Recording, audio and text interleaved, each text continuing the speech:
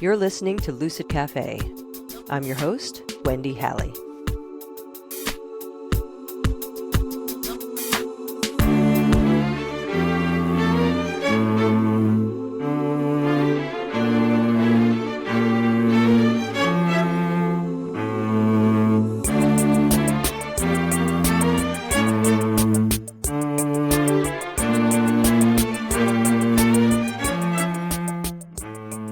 Hello and welcome to another episode of Lucid Cafe, a podcast exploring healing, consciousness, and the complexities of being human. My guest, Erica Elliott, is a wonderful example of how approaching life with curiosity and an open heart will enrich your experience in surprising ways. In our conversation, we talk about her memoir, Medicine and Miracles in the High Desert, which covers just her early adult years, and I think reveals how in that short span of time, she's lived more life than probably 50 people combined. She says she has 2 more books coming that cover the subsequent chapters of her life. After the conversation you're about to hear, I can't even imagine what comes next. Her story begins in 1971 when she arrived on the Navajo reservation as a newly minted schoolteacher, knowing nothing about her students or their culture. Erica's inspiring story reveals how transformative it can be to immerse yourself in a spiritually rich culture, and not to mention the power of reaching out to others with joy, respect, and an open heart. Erica Elliott is a medical doctor with a busy private practice in Santa Fe, New Mexico. She's referred to as the health detective and has successfully treated patients from across the country with difficult-to-diagnose health conditions. Please enjoy my conversation with Dr. Erica Elliott. Thank you so much for coming on the show. It's a pleasure, Wendy. You have a new book. Is it out already or is it coming out? It came out December 14th. It's actually, I originally self-published and it did really well just by word of mouth. I'm a busy doctor. I didn't have time to market or anything. So it sold quite a few copies given that it wasn't really marketed. And so they reached out to me, Inner Traditions, Bear and Company, and asked me to republish it with different covers, some revisions, and an update on what's going on the Navajo reservation. And they wanted to do it to give wide distribution, including Europe, which in Europe they go crazy for Native Americans. I don't know if you're aware of that. I did not know that, but it's actually not surprising now that you're saying that. Yeah. Yeah. Well, and Inner Traditions is not far from where I am right now. They're a Vermont publisher. Oh, how cool. Yeah, so that's really cool that they saw the beauty of your story and they wanted to bring it to a wider audience. That's really cool. Yeah. The name of the book is Medicine and Miracles in the High Desert, My Life Among the Navajo People. So my understanding from reading your book is that this is the first of a series of memoirs. Is that correct? Yes. I've already written the second manuscript, and Inner Traditions is interested and they want to see how well this book does. And they're going to tell me by May if it's doing well enough for them to do my whole series. Ah, yes, the publishing industry. Yeah. It's fun, isn't Yeah. it? So here you are doing your interviews, trying to sell more books. Yeah. No, I actually enjoy the interviews. I actually look forward to them, to tell you the truth. It's not a drag for me at all. That's awesome. No, and that's a good way to go into them. Yeah. This book, Medicine and Miracles, is basically covering your early adult life. Yes. You made some interesting decisions in your early adult life. I'll say. Yeah, starting with teaching on the Navajo reservation. Right. Can you talk a little bit about how that came to be? Sure. Well, it's a long backstory, but I'll try and make it really short. It's actually memoir 2 talks about some of the early childhood things. I was born knowing I had a purpose in life, but I had no idea what it was. No idea at all. So anyway, I went to Antioch College, and that was by mistake because I went to high school in Germany, didn't really know what these colleges were like. And it was so extremely progressive. I couldn't relate to it at all.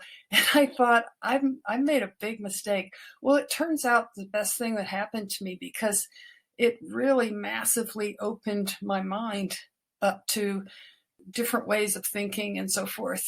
And it allowed me to really discover that I was not the person I thought I was. And I was capable of much more than I ever thought I was capable of. So can I interject a real quick question? Yeah. So you're talking about, is it a cultural difference between German schools and American schools? Is that what you mean? Well, my father was a general in the army. So he was commander of the military base in Frankfurt. And I went to an international school. But the upbringing was very disciplined and so forth, and very critical, highly critical. Like, my mother's Swiss, and in the old European style, she raised us, which means constant criticism, quote, for our own good, and hitting and so forth. And my father, who was more like the nurturing type, he, believe it or not, as a general, but he was always gone. And then our schools were highly disciplined and very traditional and so forth. So when I didn't realize what kind of school I was applying to, because they all sounded somewhat the same in the catalogs. But anyway, it completely shattered my old way of looking at things. And at first I was totally disoriented. And then I regained my balance and benefited tremendously from all these different ways of thinking and being in the world. And so it so opened me up, and realized I had huge potential for being whoever I wanted to be. And so I really thought, I'm going to find what my purpose is in life. So I went on a 10-year search, and it finally led me to medicine. But the first step was teaching. And how I came to teach on the Navajo reservation is, when I graduated in education, I looked through the trade journals to see what was available, and none of it really interested me at all. But one place jumped out at me. It was a position for a fourth grade teacher in a remote area in the middle of nowhere on the Navajo reservation for fourth grade, a boarding school run by the Bureau of Indian Affairs. I thought, that's where I'm going to go. And when people would say, why in the world would you pick a place like that? I had to tell the truth. And it was, I don't know. It just, I have an inner compass, and it says to go there. And many people tried to talk me out of it. They said, haven't you heard about the boarding schools for Indian kids and how they're treated so badly, and the girls are raped and they're punished and hit and mouthwashed out with soap if they talk their language? And I said, I have a feeling it's not going to be like that, because this is 1971. That was all in the 40s, 50s, and 60s. And they said, well, you know, I think you're making a really big mistake. And so I went out there. I got the job, but I didn't hear from them for a year. After I didn't hear from the Bureau of Indian Affairs a few months, I gave up. I thought, oh, they found somebody, so I'm just going to go travel around, visit my relatives in Europe and visit family members in the US and stuff. And when I arrived in California to visit my sister, there was a letter that had been forwarded around the country. And it was from the Bureau of Indian Affairs. And it was a year old. And they say, we want you. Contact us immediately. Oops. And my sister said, that's a really bad sign that they're still looking for somebody and they can't fill it. So I called them, and they said, yeah, we still want you. Come right now, even though the school year had already begun. I borrowed money to buy a really junky car. That's all I could afford, and borrowed my sister's clothes because I just had a backpack, and drove out there. It was spectacular going through the Southwest. I mean, just gorgeous, huge skies that you don't have back east. Huge. And going forever, like to infinity. And beautiful rock formations. I was just in awe. But then I got to the town, and it looked really dumpy. like everything looked brown, like different Yeah. shades of brown. And my eyes were not adapted. And so I didn't see any beauty at all. And I didn't know it was near one of the most beautiful places on earth called Canyon de Chelly, which is like so magical and mysterious. It's unbelievable. I love taking my East Coast friends there because they never see anything like this, even in their wildest dreams. It's so gorgeous.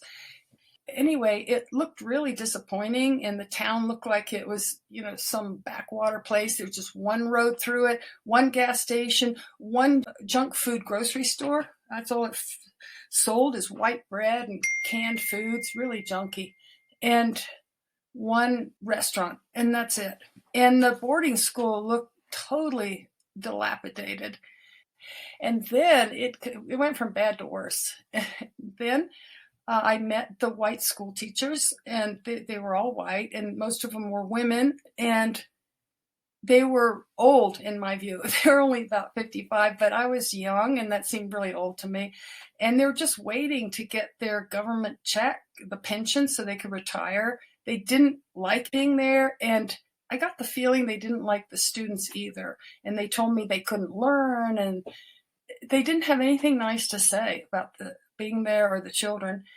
And then my first day at class, the children didn't even look at me. They looked down the whole time, and nobody talked to me. And the teacher aide was really quiet. And I didn't know what was going on. Why are they acting like that? And I had no idea about Navajo culture. I never got an orientation. And so in retrospect, I made one blunder after another, a cross-cultural disaster, and out of my ignorance, day after day. And I'd end up just reading these stupid Dick and Jane things to the students because I didn't know what else to do. They weren't communicating with me, and they probably couldn't understand anything I was saying anyway. And so finally, after a week, I called my father and I said, I made a really big mistake.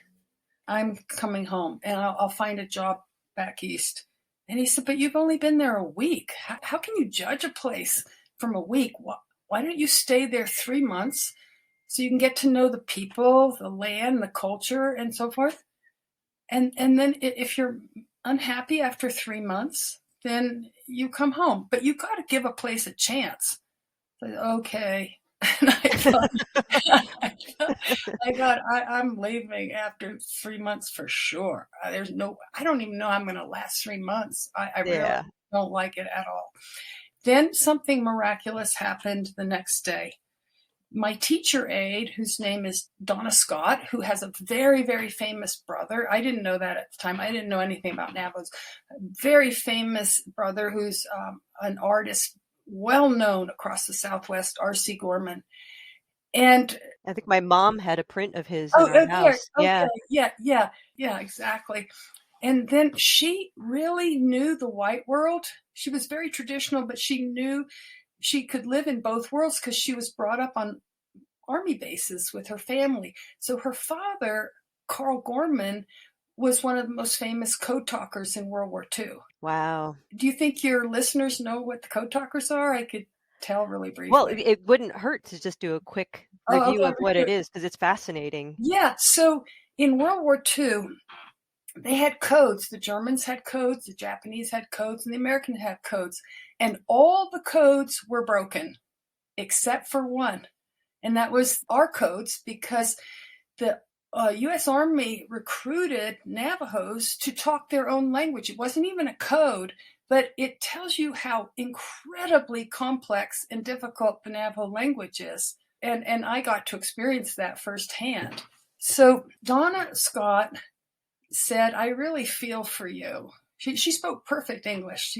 I really feel for you, and I see how hard you're trying, and I want to help you. You're different from the other teachers. You're really trying. I started to cry. I said, yeah, Aww. I am trying. I'm really trying, and it's just not working. And she put her arm around me, and she said, if you just learned a few words of Navajo, it would make all the difference. And she taught me how to say 3 sentences. To me, I just that sound was so strange. It was yat e shalchina chatish banana chadenana. And I had to ask her to say it over and over and over because there's sounds that don't exist in English, don't exist at all. Right. And there's these glottal stops and clicking and sound where you blow air through the tongue at the roof of the mouth, and tonal sounds, nasal sounds, and you have to say things just right or you're saying something completely different. Like each vowel has about 10 ways to pronounce it, almost like Chinese. I was just going Whereas to say like Mandarin. Yeah. Mandarin, like English, like hat is and then I came home is a, and that's it for English. But you could take that a vowel and do it 10 different ways, whether a voice goes up a little bit, up along, and glottal stop, up and then down, or down and down long. I mean, that's 10 different ways that, and if you don't say it right, you could be saying something really bad. Oh man. That you didn't want to. And so I practiced way into the night in front of a mirror, making these weird sounds.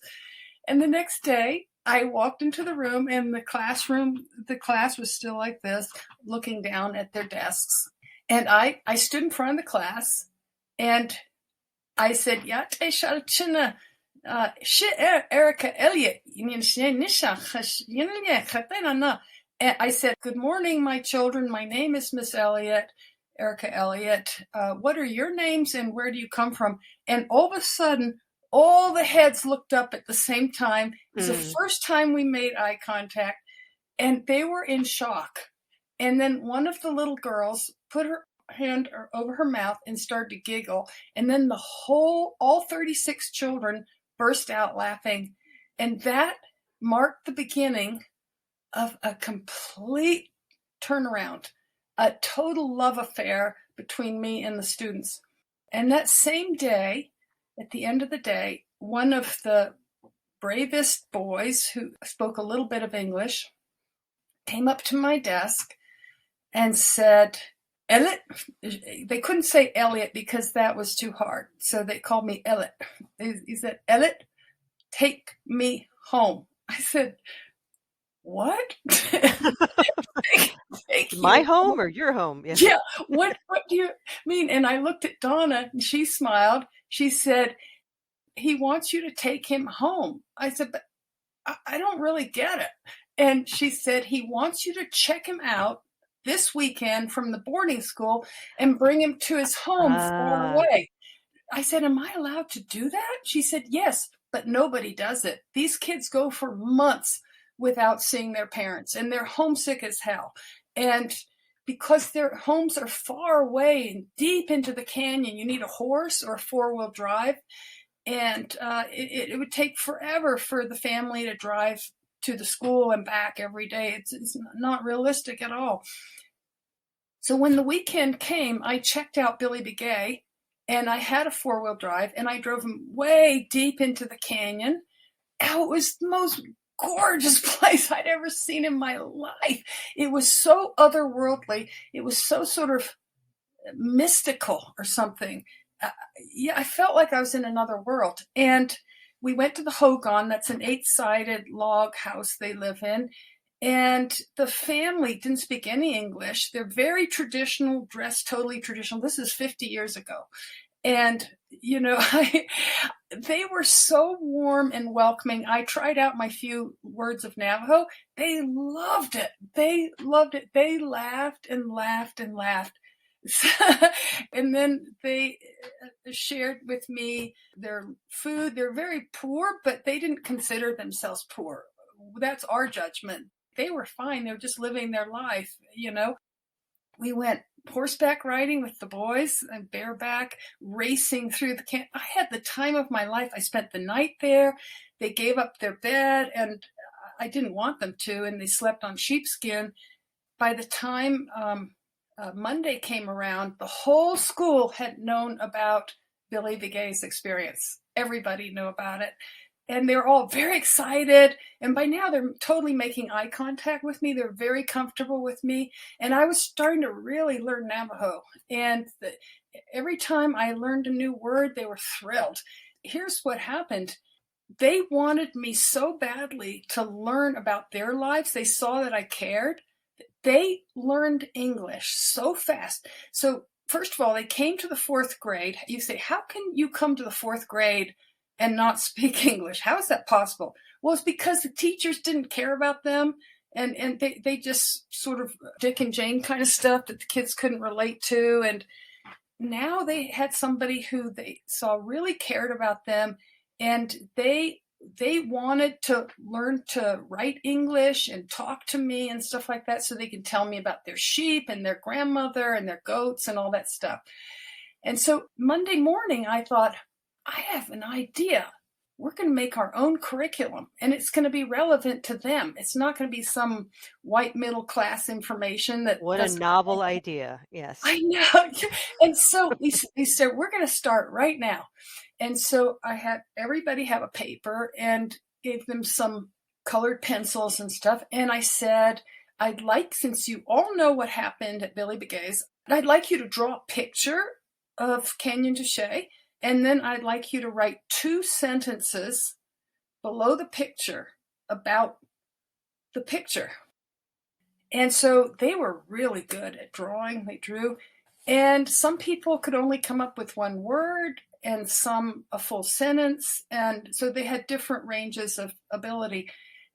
One of the boys drew a picture of the canyon with this horse racing through the canyon. And on the back of the horse was a white woman holding on for dear life to the mane of the horse with her ponytail sticking straight out in the wind.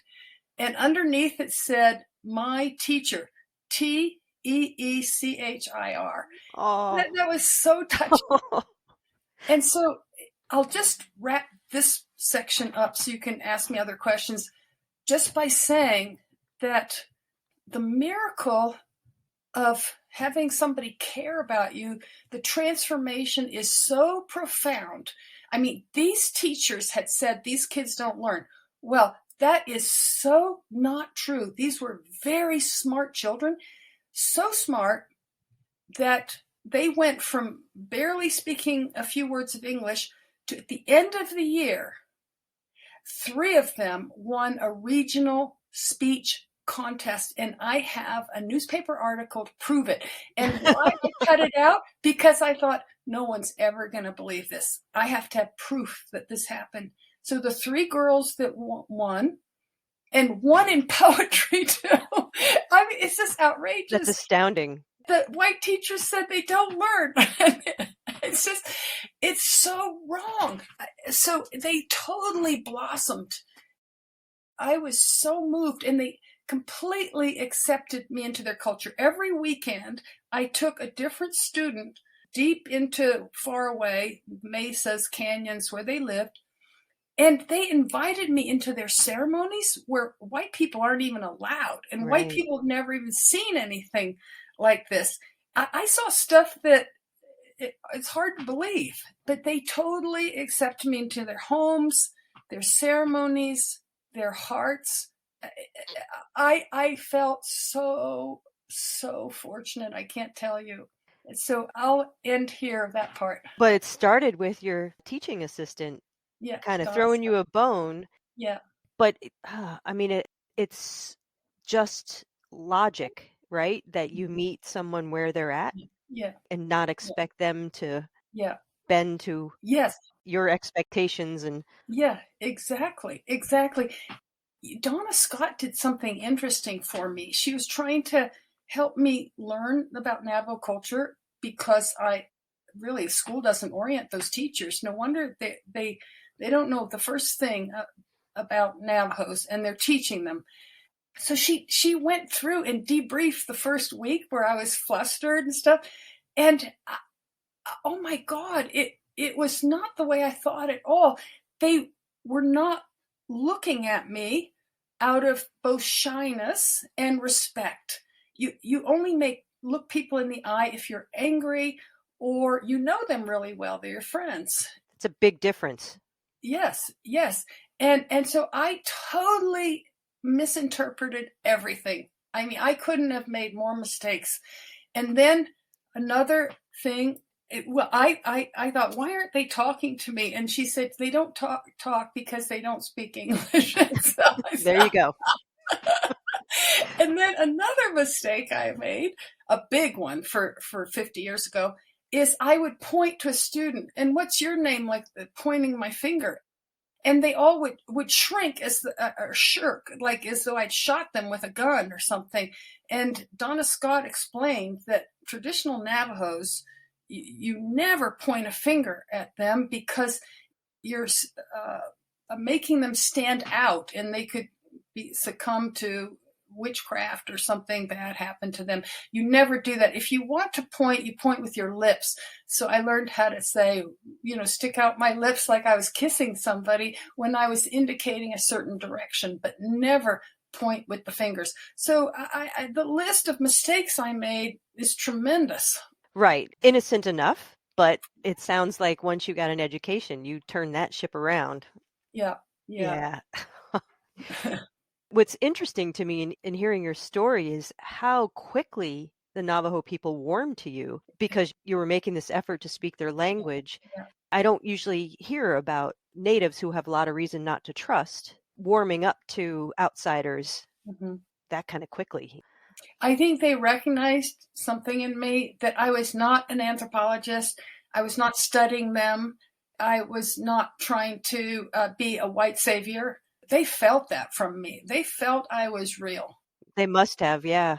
Yeah. So after your first year, you made another decision, right? Oh, no, I was 2 years teaching Oh, right. there. 2 years teaching, and Yeah, then you made another really big life decision for your yeah, summer break. right. Okay, so I have to backtrack. The principal really liked what I was doing. At first, he thought I was sabotaging their whole curriculum, their whole way of doing things. And then, Because it was going so well.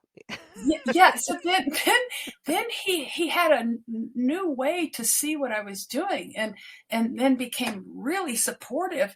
And he called Washington, the Bureau of Indian Affairs, and he said, we have this white woman here who speaks Navajo now, and she's teaching about Native culture to the students about other tribes and stuff. And this was when bilingual education was just starting. I think I forgot who started it, Robert Kennedy Sr., or I don't remember, but it was just a whole new concept. And he said, you might consider making her a pilot program for bilingual bicultural education. And that's what I was. And after my first year, the BBC even came and interviewed, took pictures, videoed the classroom and interviewed us and stuff. And they were totally enchanted by the kids. And so they said, well, she has to, in the summers, get her master's degree in bilingual education so she can be legit. And so they sent me to Flagstaff, to the University of Northern Arizona, and it was so boring. It was all stuff I was already doing, and to be stuck in a classroom where I could be doing something else, riding horses and stuff, and it was so boring, but I had to do it for 2 summers in a row. And then after the second year, they wanted to send me back so I could complete it, and I did not want to go back. And I wanted to go even deeper into Navajo culture. I wanted to take a really deep dive. And so my Navajo boyfriend took me to visit his really ancient parents in the middle of nowhere in this gorgeous, gorgeous place called Red Rock. I so fell in love with the place, and the family spoke no English. The old woman, who was 80-something, she knew one word. It was water, because water was so scarce. And they had 594 sheep and goats, so they were considered wealthy. Not money in the bank, but tangible wealth. I just had this crazy idea. I said, to my boyfriend, Marshall, do you think I can spend the summer with your parents? He said, well, what would you do? And I said, well, I would herd the sheep. And they had a son who already herded the sheep. He was cognitively impaired. The old word is retarded. He didn't speak any English. And he said, yeah, you can take Morris's job and herd the sheep. So he presented the idea to his parents, and they burst out. They thought it was the funniest thing they'd ever heard, of a white woman herding their sheep coming out there. And finally he said, she's not joking. She really wants to do that. And they just couldn't believe it. But they said yes. So I spent the whole summer doing a deep dive into Navajo, very traditional life. I learned how to not only herd sheep, but I really perfected my Navajo. So before I talked like a 5-year-old, now I could really converse. And I learned some of their songs and stuff. I learned how to butcher the sheep. Ooh, that was a big hurdle to overcome that. Yeah. And I learned to shear the sheep, card the wool, spin the wool, dye it with the local plants. And I already knew how to weave because they taught me that when I was at the boarding school. So I wove rugs, and we created outdoor looms. They're called upright looms. You do it with a tree as support. I learned how you could be really happy and own almost nothing. And material things did not make one more happy. At the end of the summer, I had another sort of epiphany, is that I wanted to learn about other Native Americans in South America. And I thought, I'm going to join the Peace Corps and work with Quechua-speaking Indians in South America. And that's what I did. But saying goodbye was so painful. I just felt so awful, because while I was in love with the place and I loved my boyfriend and stuff, I knew that if I didn't leave now, I'd probably stay the rest of my life, marry Marshall, and have 6 kids. I felt like there was something else I was supposed to be doing. I was on that path to purpose, but I didn't think it was doing that. And so when I said goodbye, it was terribly sad, because his old parents, I said I was leaving to go back home, and they said, well, your home is here. Mm. And I said, well, I mean, my parents, my mother and father. And then there was a long silence. And after a long silence, Lee Tom said, well, where do they live? And New Hampshire wouldn't have meant anything. So I said, near the big water where the sun comes up. And then long silence. It was so painful, I can't tell you, because they sort of never asked about my life before I was with the Navajos. Nobody did. It was as though my life began once I stepped onto the reservation and they accepted me into their life. It's like, oh yeah, she's one of us, and nothing about my prior life. Do you think that has anything to do with their relationship with time too? Yes, I do. Yeah, being very in the present. Right. Because that was the only thing that mattered, right? Was that moment, right. And there you were. Yeah, that's right, Wendy. Yeah. This might be a really difficult question to answer, but I'm going to ask it anyway. Okay.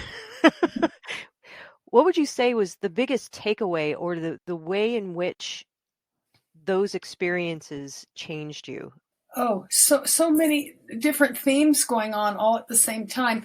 One theme was that I witnessed what we'd call miracles. A miracle is when something amazing happens and you don't know how to explain it. That's what my definition of a miracle. And I saw miracle after miracle after miracle. I had no way to know how this happens with my Western mind. So I had to just say, I can't explain it, but it happened. It's real. I witnessed it. I witnessed miraculous healing on myself. I witnessed being able to sing Navajo songs that I never heard before in my life, and pray prayers that I'd never heard of. This was in the peyote ceremonies. That was not allowed for white people, but they let me in. So that's one of many take-home messages that I learned. I was completely transformed from that experience. I learned the power of crossing the cultural divide, whether it's somebody who was different ideas than you, or different color, different language, different belief systems. what happens when you try to see the world through their eyes, and then add on top of that, you care about the other person. Well, it's like that's where a different kind of miracle can happen. And so I knew that when I found my ultimate purpose, it had to include caring and love for whatever I was doing with whomever I was working. And it ended up being in medicine. So I treat my patients in a way that mainstream medicine doesn't treat their patients. I'd like to ask you about that in a little bit. Yeah. But I'm curious about, after having these miraculous experiences, how did that, I'm making an assumption with that question, how did that change your view of the nature of reality? That I realized that my reality was, what I believe was real, was so tiny and really not accurate, meaning that there was so much more than the common narrative. This is the way things are, and you can't do this, and you have to do this, or this will happen, and if you don't do that, that will happen. And it's just anything is possible. That's what I learned. But our beliefs prevent us from even seeing the potential. We are so limited. And I was too, because I just said, how can this happen? I had no way to explain it because I was in that box too. But I was being forced out of the box. but I didn't understand, but it happened and it changed me. Well, how could it not? I mean, that it's such a powerful thing to have your kind of your head cracked open in a way, Yeah. Yeah. figuratively, and to have a direct experience that defies Yeah. rational Yeah. logic. In fact, I'll confess something to you, Wendy. When I've talked to groups of people, they say, why did you wait 50 years to write this story? And that's a good question. And I thought about it, and here's why it took 50 years. When I was living this experience, I documented everything in a diary. That's why writing the book was really easy, because it was right there. And I document it because it was so far out. What I was experiencing, even on just ordinary day, was so far out. So every evening I write in my diary because I said to myself, I must never forget this. It's so far from white people's reality that I was afraid that in a few years I would even doubt that this happened. My brain would trick me and say, this, you made that up. Could happen easily, yeah. It could happen easily because the brain can fool you. Mm-hmm. And so I was doggedly documenting what I felt, what I experienced, what I heard, and stuff like that. And then my sisters read the diary and they said, oh my God, this was like 1973. They read the diary. They said, you should make this into a story. This is incredible. I thought, no, I'm not going to write about it because no one will believe it. And I have proof no one will believe it because I used to tell some of these stories and people used to look at me completely blank. Right. Like, oh, yeah, sure. Yeah, sure. So I learned to shut up because when I was younger, it really hurt my feelings not to be believed. Of course, yeah. Yeah, it didn't feel good. And so I just kept quiet. So I had this big secret.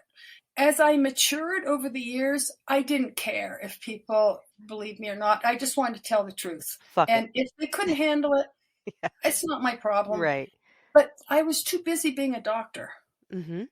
And so I didn't make time. So then when all this cultural divisiveness happened, especially around the elections and stuff like that, I thought, oh my God, I have a healing story about crossing the cultural divide. I have to write it.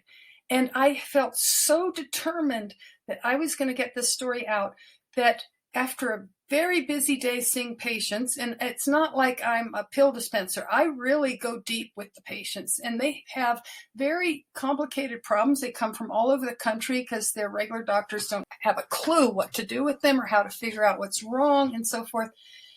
And so I'm usually exhausted by the end of the day because I really put myself into taking care of my patients. But once I made that decision, I got energy from I don't know where. It was like I'd sit in front of my computer and say, "Oh, I'm so tired. I don't know how I'm going to do this." And then all of a sudden it was as though I was plugged into a socket, and boom, I would write for 3 hours. And then I'd say, "How did I do that?" Smoke coming out of your fingers. Yeah. How did I do that? And it shows you that when you have a vision or something, you somehow get the energy. The Uh, purpose. I yeah, mean, the it sounds like, purpose. is this part of your purpose aside Yeah, from yeah, it's part of my purpose. being a It's doctor? Yeah. streaming a doctor and then sharing what I learned over this lifetime because it's so extraordinary. The lessons that I've learned are extraordinary. Absolutely. I mean, and they changed you. Yeah, they changed me profoundly. I don't remotely resemble the girl that I was. You know? The one who stepped on the Antioch campus. Yeah, Yeah. I am not. I, I don't even know that person. And so now you're Mountain Lion Woman, yeah? Yes. Did you like that Yeah, story? you want to talk a little bit about that? Just Oh, sure. share that quick story. Sure. Okay, so there are 52 weeks in the year and there are 36 students. So I took a student home every weekend, but then there's some weekends I wasn't taking a student home. So I was so passionately in love with the wilderness in the Southwest that one weekend I drove off by myself and I drove to southern Utah. And there's huge, vast expanses of land that are not populated and haven't been developed, very remote. And so I was fearless in those days. And so I left the paved road and drove off into wildness. And there wasn't even a real road. It was just a rutted track. And I went for 40 miles. When I wrote the story, I thought, Jesus, if my car had broken Yeah, down, I was thinking that as I read it. Yeah. I'd be dead. I'd be very dead. And so I'd be desiccated and dead as a doornail. But I didn't think of that. I was so in awe of what I was seeing. I was in a state of ecstasy. And after about 40 miles, I saw this beautiful rock enclosure, and there was like a natural cistern that held water in there. So I thought, this is where I'm going to stop and spend the night. And so I spent the rest of the day took off all my clothes. I wasn't afraid of nature or animals. I was afraid of people. I was afraid of men raping me. And here I was, no people. I was in heaven and stark naked and just letting the rays of the sun bless me. I thought, I am the happiest person in the whole world. And then the darkness started to come. So I dried off and walked around the rocks and found a nice flat area to put my sleeping bag. There was no tent or anything. It was just never rained, right? And so Under the stars. yeah, under the stars, and it was a full moon, so everything was illuminated, and got my sleeping bag out and had a little conversation with the moon. I just love the full moon, and then fell asleep. And at some point in the night, I had a very vivid dream. It was so vivid that it was almost real. And so in my dream, I was in Billy Begay's sheep corral, and we're trying to get the billy goat away because the billy goat wanted to mate with the female goats, and it wasn't mating time. It means the babies would have born in the wrong season. And so we're trying to remove the billy goat, and the billy goat, because it was sexually mature, reeked of hormones, and it's not a pleasant smell. It's very strong and acrid, and it was so strong. I felt, oh my God, I can't. It's so. And then I realized, oh, I'm not asleep, and I can feel the rock under me. And then I heard a sniffing sound, and I opened my eyes, and there, 2 inches from me, was the tawny snout of a mountain lion sniffing me. And in the moonlight, I could see the tan colored and the black whiskers. And I got paralyzed with fear, meaning I didn't move. I barely breathed, and my heart was pounding in my chest. I just lay there completely paralyzed with fright, waiting for him to claw me up, rip me apart, and eat me. And I even remember thinking, I wish he would hurry up and get it over with. Right. Yeah. And then nothing happened, but I was too scared to even open my eyes. And even when morning came, the sun was way up when I finally opened my eyes. And of course, there was no tracks because it was on sandstone. But when I stuffed my sleeping bag into the bag, that smell wafted up into my nostrils, that hormone, that very strong, uncomfortable smell, and the hair stood up on my forearms and my neck. Mm. And I just thought, oh, God. So then I drove back to the pavement 40 miles, and I stopped at a gas station. And I told the guy that I'd had a really close encounter with a mountain lion. And he told me that he says it's a damn good thing you didn't move because them cats will rip you apart. So he's saying basically I was saved because I was so afraid I couldn't move. And then when I got home, I kept thinking something's different about this. It's not just a terrifying experience. It's something going on. And I just couldn't put my finger on it. So I drove all the way to Gallup, New Mexico, 2 hours away, to a library, checked out books on mountain lions, talked to park rangers and biologists, and they all said the same thing. They said, you're alive because you didn't move. They like things that move. But I wasn't satisfied. I kept thinking, it's almost as though the mountain lion was trying to tell me something. I felt, and everybody laughed at that idea. That's ridiculous. And so I told Donna Scott the story, and she said, I'm going to tell this other teacher aide. She has a grandmother who does prophecies and stuff, and in the canyon, and she can tell you what this all means. So the other teacher aide took me into the canyon, and we met her ancient grandmother, who's all full of wrinkles, very beautiful, though, in her ancientness, and little twinkly eyes, smoking a handmade corncob pipe. She talked Navajo, and I was just learning Navajo, so the teacher aide translated everything. And I actually wrote down her translations because I never wanted to forget it. So the grandmother said, the mountain lion came to me because he's my spirit guide. And it's no just chance encounter. Came to me because he wanted, the mountain lion, it was a male, of course, and wanted to share with me his courage, strength, and perseverance, because she prophesied, she said, you will need that. You will need what the mountain lion has to give you, because you're going to face some very serious challenges, and they might kill you. One of them might kill you, the challenges. And if you survive, you will have powerful medicine to bring to the people.